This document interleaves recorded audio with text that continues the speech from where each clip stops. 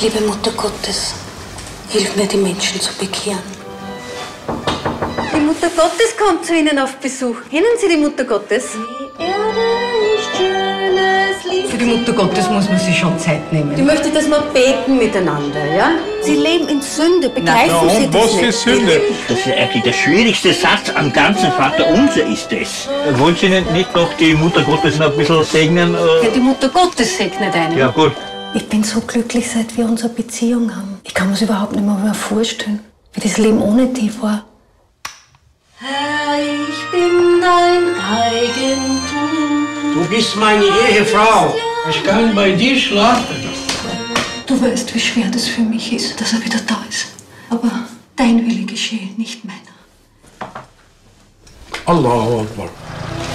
Ich bin Gott dankbar, dass du den Unfall gehabt hast. Das ist ein Geschenk Gottes, weißt du? Jesus, dir lebe ich. Ich will, dass in diesem Haus nichts Sündhaftes passiert. Es ist so schön, wenn ich dich nur anschauen darf. Du betrügst mich. Heilige Maria, Du dreckige Schlampe. ich liebe dich, Jesus.